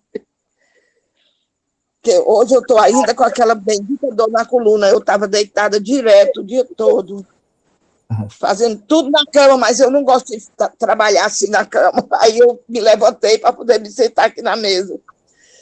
Grato, minha amiga. Bom, eu vou ainda só dizer uma coisinha mais aí para o Roberto. Olha, Roberto, se você tem a pretensão de ver isso, amigo, eu ia dizer assim, você tem 2 frentes para você trabalhar. A primeira frente precisamos, né, ter uma inserção junto aos povos indígenas, às suas comunidades, ao movimento indígena, porque está sujeito a gente na academia, né, achar que nós estamos sabendo o que estamos fazendo e a gente está reproduzindo essa lógica da academia, sabe? De coisas que não interessam a eles. Então, qualquer curso, para indígenas deve ser criado com as próprias comunidades indígenas. Isso é a primeira coisa. A segunda coisa, a Eliane já falou, quando a gente vai imaginar uma ação desse tipo, tem que imaginar duas coisas que são fundamentais, eu já falei aqui. Uma delas é o financiamento, porque todo curso que existe dentro da universidade precisa de recursos. Precisa de recursos para você poder fazer concurso para contratar professores, para poder fazer a infraestrutura, para poder... sendo o curso dentro de um campus da UFC. Mas é isso que eu falei para você, também ao longo dessa apresentação para vocês, esses cursos, né, de formação de professores indígenas aconteceram nas aldeias, no cenário das aldeias. É uma outra coisa que a gente precisa também considerar. Como a Eliane aqui estava falando desse curso de extensão, né? Porque a gente precisa ter uma outra visão do que é a universidade. Não é simplesmente trazer os indígenas para esses campi da nossa universidade, não, que não tem uma rede para armar, sabe? Que eles não têm nenhum espaço, nenhuma estrutura de apoio pedagógico para considerar as especificidades dele. Então, eu vou dizer uma coisa para você. Isso aí que você está falando, quando eu comecei a criar esses cursos de formação de professores indígenas com eles, eles falavam de outras demandas, que queriam fazer também medicina, direito e outras formações. Eu sei que é um processo lento, amigo, porque a gente precisa fazer isso com eles e, ao mesmo tempo, ir transformando a nossa instituição, junto com o financiamento que a gente tem que conseguir, junto com a mudança na própria cultura da universidade, sabe? Das metodologias, dos cenários, das avaliações, das matrizes curriculares. Então, é uma luta para a vida inteira, tá? Eu não tenho dúvida que um dia a gente vai ter isso aí, não, né? Agora, a gente precisa entender como é o processo para que a gente chegue nisso aí um dia, viu? Eduardo, temos mais alguém aí? Professor, foi bem esclarecedor. Beleza, Roberto. Não, por enquanto... Deixa eu contar aqui o exemplo dessa coisa, a gente precisa conhecer a cultura deles. Como nesse curso que a gente estava, tinha dinheiro para que a gente quisesse fazer, eles viram muito para ir à praia, porque muitos deles nunca tinham visto o mar. Então, o Ribamar acertou tudo com a instituição, mandaram alugar um ônibus, fizemos tudo, ônibus alugado, viagem marcada, tudo certo, tudo planejado. No dia do ônibus chegar, furou, a empresa furou, porque deu problema com o ônibus, não sei o quê, não sei o quê.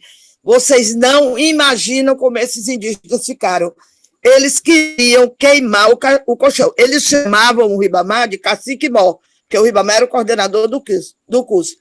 Eles pegaram o Ribamar, quase depenaram o Ribamar. Queriam queimar os colchões lá do alojamento, porque tinha sido prometido e o ônibus não chegou. A gente não tinha nada a ver com isso. Tinha dinheiro, tinha tudo, o negócio foi da empresa. Mas eles não têm essa capacidade que a gente tem de se adaptar assim rapidamente a uma coisa que foi prometida, foi planejada, foi acertada. Entendeu? Então, isso é uma das mínimas coisas aí, né, que a gente precisava estar olhando, sentir todo santo dia, quando terminava as aulas, tinha uma reunião, tinha um representante, eram 2 turmas ou 3, não me lembro, tinha um representante de cada turma, com todos os professores, a coordenação, eu era a coordenadora pedagógica e o Ribamar era o coordenador geral da ação, né? Tinha reunião, todo mundo junto, tudo o que a gente fazia era planejado com eles, e tudo, quando saía da nossa reunião, os representantes iam lá e discutiam com ele, a gente não fazia nada que não fosse combinado, que era assim, uma coisa sagrada, ouvir a opinião deles, entendeu? Então, tem muita coisa da cultura que a gente, quando não conhece, tem dificuldade até de entender, mas aí ou você se adapta ou você não consegue trabalhar com eles, né? Para entender quais são os esquemas mentais, culturais, afetivos, emocionais, tudo isso. São completamente diferentes dos nossos, né? Esses que ainda vivem, né? Tinha uma aldeia lá que eles não falavam nem português, uma etnia, que eles tinham 2 indígenas dessa etnia, eles não falavam português. Aí nós contratamos um tradutor, e estava do lado deles na aula e traduzia tudinho, no trabalho de grupo, tudo. Então, não é coisa muito fácil, não. Agora, precisa você ter amor e você estar realmente envolvido para compreender, né, a cultura deles.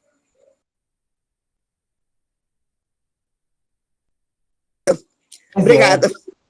Nada, grata, Eliane, aí pelas tuas reflexões, pelas tuas vivências, se enriquecendo aqui, né, com essa tua prática. É muito legal quando a gente tem uma vivência disso, que a gente tem uma noção mais real das coisas, né? Com certeza. Bom, vamos ver aqui se a gente tem mais comentários. Cadê meus outros colegas professores, Ronaldo, Rosileide? Então, O Luiz Carlos mandou uma pergunta. beleza. Ele diz: este curso com investimento do Banco Mundial vai ter participação da docência indígena? Vai ser para o índio ou com o índio? Essa pergunta é para a Eliane, né, Eliane? Não, o curso já aconteceu.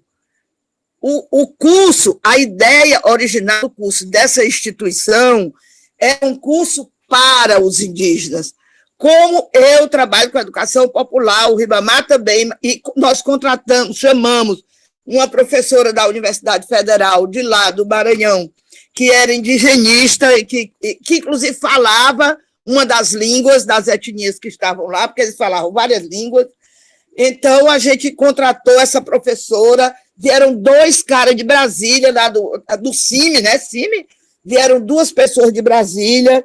Então, foi um curso realmente que a gente se integrou e fez junto com eles, embora a ideia original era, tá aí o financiamento, a gente quer o curso para os indígenas. Como a gente fez todo o planejamento, né, o Ribamar visitou junto com esses 2 caras lá de Brasília que vieram, todas as etnias, todas as aldeias de onde vinham, eles escolheram quem ia participar, porque quando a gente foi para lá, foi com alguns critérios de exigência, eles disseram logo, não, peraí, nós é quem escolhemos, e escolheram índios que não eram alfabetizados, e a gente teve que aceitar, porque aí, como a gente aceitou a condição deles poderem participar com a gente igualmente, então a gente teve que aceitar, então veio índio que não sabia falar português, ficava lá, entendeu? E a pessoa ia traduzindo do lado deles. Eram 2. Eu nem me lembro como era o nome da etnia, mas só tinha esses 2. Inclusive, quando o Ribamar foi buscar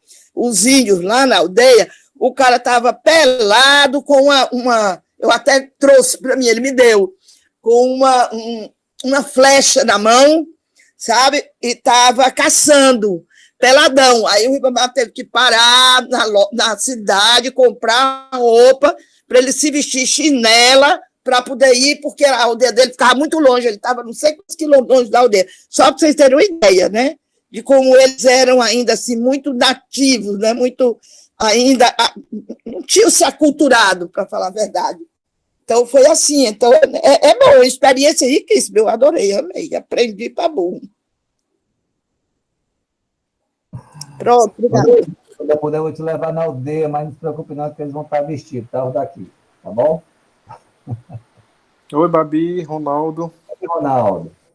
Achei muito legal. Estava aqui apreciando também sua fala, muitas questões interessantes.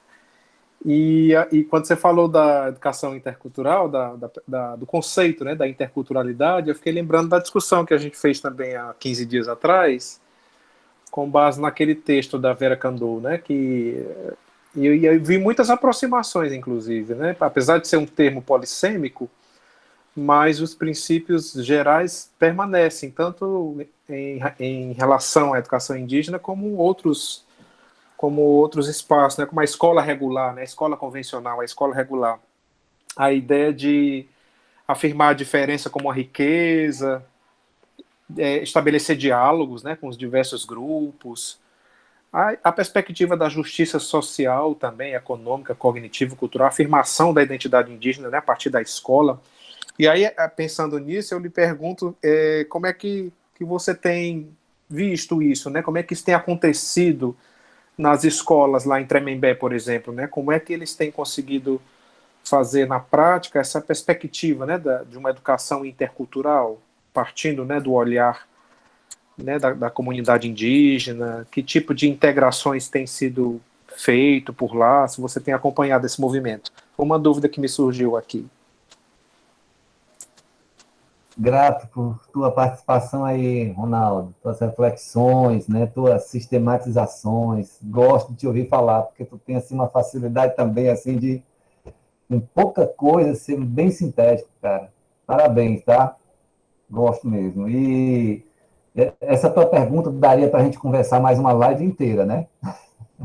Mas eu vou procurar ser bem sintético para ti, dizendo o seguinte: quando a gente estava criando aqueles cursos, ainda de nível médio, eu disse uma coisa assim, parecia assim uma profecia, né? Mas eu acho que é porque quando a gente estuda essa coisa dos movimentos sociais, né, a gente vê que algumas coisas assim, elas parecem que é um pouco inerente à condição humana mesmo, assim, as práticas, né?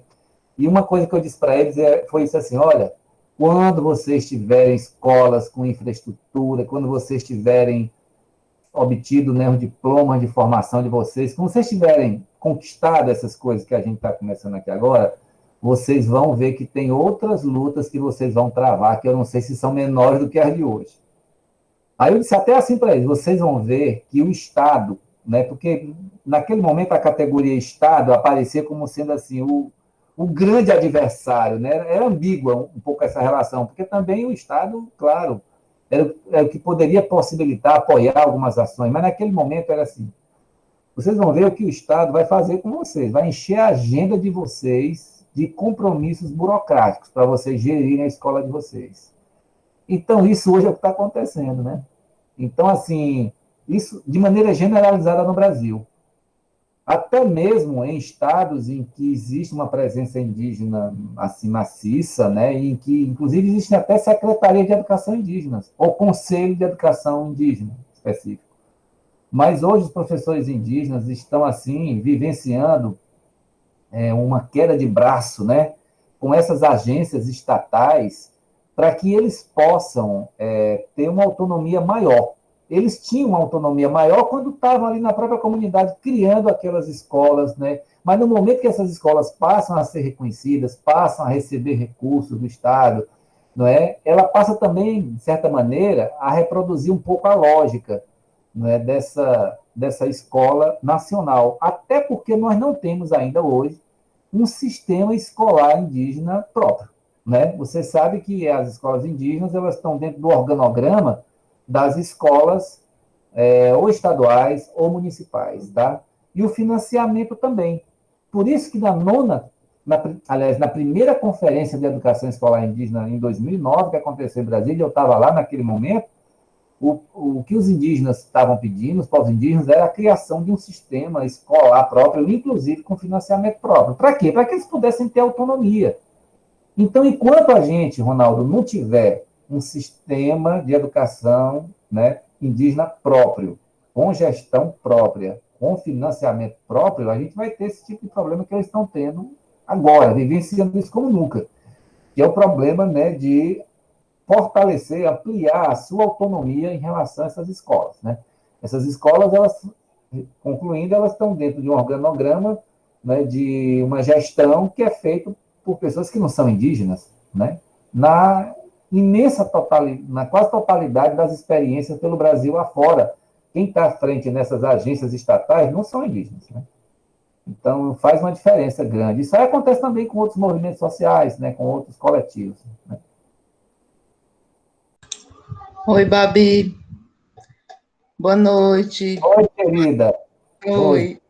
Boa noite a todos e a você. Eu queria te parabenizar. Você sabe que eu sou fã de ouvir você falar, sobretudo quando você fala sobre o movimento indígena, com a paixão que você tem e com o conhecimento sobre tudo isso também, né? Assim, eu fico meio que anestesiada. Ouvindo você falar, eu ouviria você a noite toda, sabe? Porque gosto muito e foi uma coisa que eu acho que eu acompanhei, né, a construção desse seu, né, objeto, sujeito de estudo, né, um pouco praticamente um pouco depois que eu lhe conheci, e eu vi muitas vezes você falar disso, e agora, depois que retornei ao UFC, estou ouvindo de novo, né, num outro momento, né, que nós estamos, mas eu estava pensando assim, sabe, que assim, e ouvindo também a Eliane falar, né, com as contribuições que ela traz dessa experiência dela no Maranhão, com o Ribamar, com os indígenas, né, nesse curso de extensão. Super interessante, né? Fiquei até um pouquinho com inveja, numa inveja no bom sentido, sabe? Mas eu fiquei pensando assim, que a partir da fala dela e das suas as colocações, eu fiquei pensando que às vezes a coisa é mais, talvez a dificuldade é muito mais nossa, quando a gente se propõe a essa aproximação e, sobretudo, em construir algo junto, porque tudo no nosso mundo, e vamos falar na educação, que é o nosso campo aqui específico, já está tudo delimitado. Então, muitas vezes, quando você se aproxima de um grupo étnico diferente, que pensa, que se posiciona, que se organiza de uma outra forma, aí eu vou usar um trocadilho, né? Teve lá o indígena que precisou comprar roupa. Na verdade, eu acho que a gente precisa se desnudar, né? A gente precisa se desnudar, mas não desnudar da nossa vestimenta, mas desnudar dos nossos conceitos, das nossas visões. E isso que eu acho que é o difícil para nós, mas também o que acaba quando a gente tem a abertura, essa que a Eliane, né, propôs a partir dos referenciais da educação popular, é o que eu acho que nos engrandece e nos enriquece, né? Que a gente se propõe a fazer algo junto e se propõe a compreender a lógica de funcionamento do outro, no caso aqui, grupo indígena. Então, assim, eu queria só te parabenizar mais uma vez, né, por essa fala, que eu acho que sexta de noite, né, sextão, a gente aqui, né, nesse debate aqui, quase 9h30 da noite, uma coisa que é maravilhosa de você fala dessa experiência vivenciada com os indígenas. Eu acompanhei o magistério e depois, um pouco mais de longe, teve o curso mesmo em nível superior, né, que é o magistério de nível médio, inicialmente, né, eu acho que teve depois o curso superior. E eu lembro da exultação daqueles professores indígenas ali na concha acústica, né, tudo paramentados, com roupas, né, com aquelas roupas que a gente veste, né, a beca, né, que a gente veste quando se forma, e a emoção vivenciada por você e pelas pessoas que estavam ali ligadas, né, a esse movimento. Enfim, eu presenciei de modo distante, né, mas eu vi, assisti, eu assisti. Enfim, é isso que eu queria te parabenizar mais uma vez, amigo, e te agradecer por essas contribuições que você traz para nós. Ô, minha amiga, muito grato aí por suas palavras, tá? Realmente, assim, uma sexta-noite, uma hora dessa, são incentivadoras, né? E hoje já tive, igual a você teve uma live ainda há pouco, eu tive também aula de manhã, eu vou ter aula amanhã de manhã também, e assim vai. Pois muito bem, meu povo, estamos nos aproximando aqui das 9h30 e eu quero fazer uma brevíssima avaliação ainda, né, desse encontro aqui com vocês que estão aqui.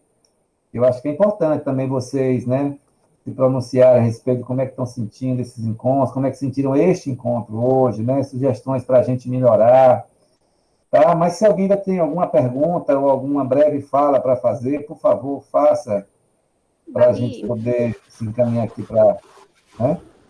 A Jennifer mandou uma pergunta aqui no chat que eu achei super pertinente. Ela mandou assim: saindo do campo acadêmico, a gente, como pedagogos em formação, muitas iremos para as escolas, públicas ou privadas, e tem as atividades extracurriculares, devido a feriados, e tem o Dia do Índio. Como que se pode romper com essa visão estereotipada que continuam colocando nos indígenas? Pois mesmo tendo acesso à informação que temos atualmente, ainda se tem essa visão. Pois é, Jennifer, né, é isso mesmo. uma das coisas, gente, para falar assim, como de casa, é que nós temos que cuidar da nossa formação de pedagogos, porque você sabe da importância que os educadores têm nesse processo, né, de formação de mentalidades. E aí, o que que a gente tem, né? A gente tem ainda hoje, nos cursos de pedagogia, de maneira mais ou menos generalizada no Brasil, não é? A fala do Roberto é sintomática em relação a isso. A gente tem uma deficiência muito grande em relação, né, à formação de pedagogos para a compreensão, né, o conhecimento dessa realidade desses povos, sabe? Isso eu não vou nem vou falar de outros, dos quilombolas e de outros grupos. Vou falar aqui dos indígenas, que é a nossa praia hoje aqui. E aí, Jennifer, uma coisa que é muito importante é nós não podemos, nesse momento, ficar no discurso só de reclamar do currículo da formação de vocês, tá? Nós precisamos, cada um de nós aqui, eu e vocês, buscar, às vezes, com as próprias pernas, né, a nossa formação em outros espaços. Uma coisa que eu tenho dito, assim, tenho vivenciado isso e tenho dito para os meus alunos, é que quanto mais cedo a gente descobrir qual é a luta à qual nós vamos vincular o nosso nome, né? Quanto mais cedo a gente descobrir isso, fica mais fácil a gente direcionar também os nossos estudos, a nossa formação, né? E uma das coisas que eu acho importantíssima, se alguém quer realmente assim transformar essa realidade, pois muito bem, não é? Busque se aproximar da realidade desses povos, né? Das suas comunidades, de conhecer essas pessoas como a gente conhece no cotidiano, não é? Como a gente conhece outros amigos, outras pessoas, são muito receptivos, né? Sempre são muito receptivos. Quando acontece alguma ação, como aquela que aconteceu com aquele indigenista lá, é porque está no limite, sabe? Inclusive, assim, da sobrevivência, a questão que está é a sobrevivência do grupo inteiro já, né? Mas são muito receptivos, principalmente aqui no Ceará, né, no Nordeste do Brasil, e também se aproximar, conhecer o que é o movimento indígena, quais são as bandeiras, o que está sendo construído, né? Para que a gente possa se somar também a isso. Então, se nós cuidarmos da nossa formação, cada um de nós é um instrumento muito poderoso nessa luta também. Nós não precisamos necessariamente dizer eu sou índio, né? E estar lá dentro da aldeia todo dia para poder lutar em favor desses povos, né? Eu estou falando da minha vivência, né? Porque também não basta só o sentimento do pertencimento. De nada adianta ter esse sentimento de pertencimento se a gente não buscar ter o conhecimento também das coisas, né? Ter as articulações, poder fazer da luta em defesa da educação indígena uma perspectiva de vida, de formação, de pensar a pós-graduação nisso, a nossa atuação nesse campo, tá? Então, tem todo um trabalho de formação de pedagogos e educadores que nós precisamos fazer para a gente poder ir mudando essa realidade, né, aos poucos, tá? Essa é uma das coisas. Tem outras várias que a gente pode fazer também, que em outro contexto, não é, eu falo um pouco mais, tá bom? Sim? Tem mais alguma coisa, caríssima? Pronto. Ricarda?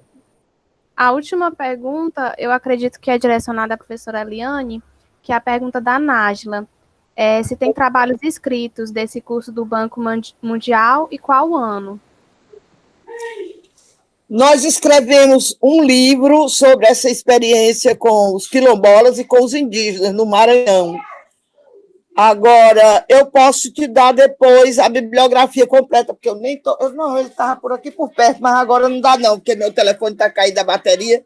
Se eu sair da tomada, mas eu posso depois dar referência. Nós escrevemos um livro sobre as duas experiências, que todas duas foram no Maranhão, com quilombolas e indígenas. Agora, eu tenho também alguns vídeos, faz tempo que eu não mexo nesses vídeos, né? E agora com pandemia, pior.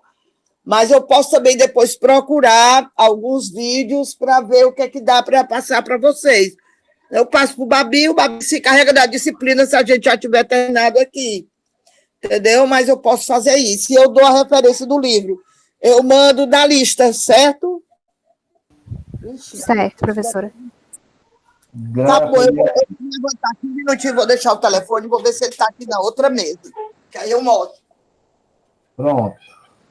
Minhas amigas e amigos, é 9h30, né? Eu não quero esticar mais nessa sexta-feira, mas assim, por favor, digam aí, alguns de vocês, podem escrever também no chat, mas se quiserem falar, assim, brevemente, por favor,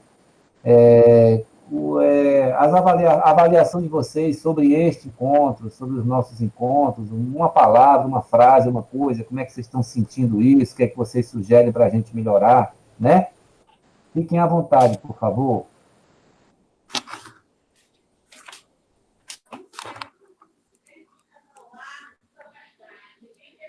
Tá aqui, eu já peguei o livro, quando der uma brecha aí, eu mostro aqui. Tem que abrir a coisa com... É melhor mostrar logo, porque eu já estou pedindo aqui para o pessoal fazer a avaliação, para a gente poder encerrar. Pronto. Quando terminar, eu mostro. Quando terminar, eu mostro o livro. Mostra logo, Eliane. Mostro logo. Então, vê se dá para vocês verem aí. O título é R, entre parênteses, Evolução no Desenvolvimento Rural, Território e Mediação Social, a experiência com quilombolas indígenas no Maranhão. Dá para ver? Está escuro aqui onde eu estou. Eliane, eu vou te pedir para tu fazer uma foto e depois posta lá no grupo dos apoios e a gente manda para o grupo. Pronto. Massa, Eliane. Vou fazer a foto. Faz a foto e manda lá, por favor. Tá legal. Parabéns, minha amiga. Oxa, que aí. É muito bom quando a gente tem a oportunidade de ter experiências assim, porque, olha, a minha última agora foi uma categoria que eu nunca tinha trabalhado na minha vida, que aqui no Ceará não dá, foi quando eu fui para o Pará, uma experiência com ribeirinhos. Muito legal mesmo. Então, quando a gente tem assim meio doido, como nós dois, né? Moramos em Minas, moramos em Pernambuco, moramos no Piauí, entendeu? Passamos temporada no Maranhão. Aí você tem a oportunidade de fazer essas coisas, que é mais difícil, né? Você se deslocar por sua conta só para fazer um trabalho desse, não é brincadeira, não. Mas, às vezes, com bolsa para fazer pós-graduação, a gente consegue. Eu vou tirar a foto, então eu vou ter que sair daqui. Tu vai fazer o encerramento aí? Vamos encerrar já. Estou só aqui querendo aqui que as pessoas falem um pouquinho, brevemente, da avaliação desses encontros.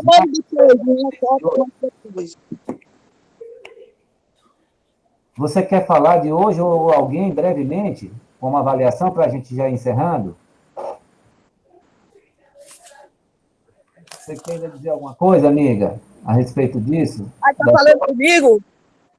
Com você e todos aqui, se alguém quer dizer uma palavra ainda de avaliação deste encontro, como a gente tinha se proposto a fazer uma breve avaliação ao final de cada encontro, estou aqui perguntando às pessoas se elas têm algo a dizer a respeito disso, como avaliação desse momento, o que foi legal, o que pode melhorar, sugerir aí ainda para os próximos, que a gente ainda tem ainda.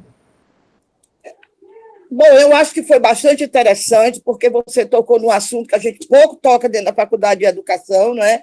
Traz algumas luzes e provoca curiosidade, eu acho que é interessante. Agora, eu não pude acompanhar, não sei se você apresentou lâminas ou não, porque, como eu disse, o computador estava ocupado, o computador grande, aí eu estou no celular e eu não acertei mexer. Não é? Eu não sei se você fez algumas lâminas de PowerPoint, porque eu vi que você falou algumas coisas aí, eu não acessei, mas acho que foi muito bom, muito enriquecedor. Eu fiz e vou mandar, tá? Os slides aqui para os nossos grupos, viu? Os alunos e para nós. Fiz sim. Grata, Liane.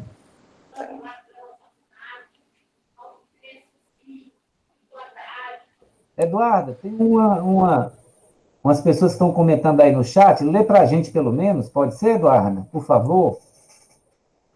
Pode sim. A Alessandra mandou. Os que não estou conseguindo acompanhar ao vivo, assisto depois gravado. Estou amando, professor. Pretendo fazer a disciplina de Educação Indígena no próximo semestre. Atualmente estou fazendo EJA e Educação do Campo. Gratidão. E a Jennifer disse, acho que mandar o texto ou a bibliografia mais dias antes fica melhor, porque senão fica muito em cima do encontro. Beleza, Jennifer. Eu vou considerar isso sim, porque a gente ficou assim, tipo, se a gente manda muito antes, o pessoal tem outros textos de outra disciplina para ler, mas eu acho que você tem razão, acho que a gente pode mandar um pouco antes, o quanto possível, mesmo sabendo que nesse período o pessoal está com as leituras obrigatórias das disciplinas, mas vamos ver como é que a gente pode melhorar nisso ainda, pelo menos para os próximos encontros finais, né? Grato aí, tá?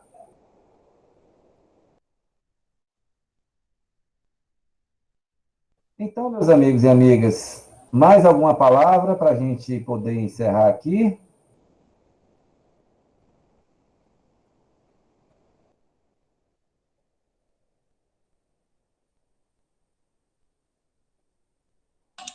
Tem que lembrar de parar a gravação, né, Babi? Sim, sim, grato, Rosa. Eu estava aqui lembrando também. Uhum.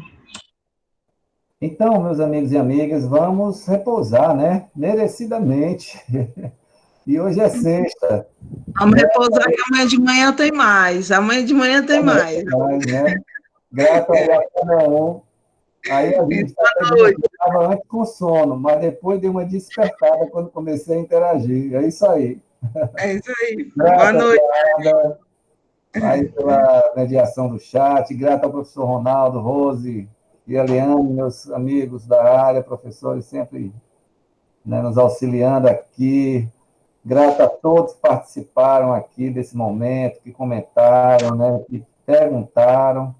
Uma alegria estar aqui com vocês, tá? Estou grato, assim, pela atenção, pelo carinho, pela interação com vocês, tá bom? Tudo de bom aí para vocês, meu povo. E aí eu vou encerrar essa gravação também agora, né? Sendo grato mais uma vez a todos, tá bom? Valeu!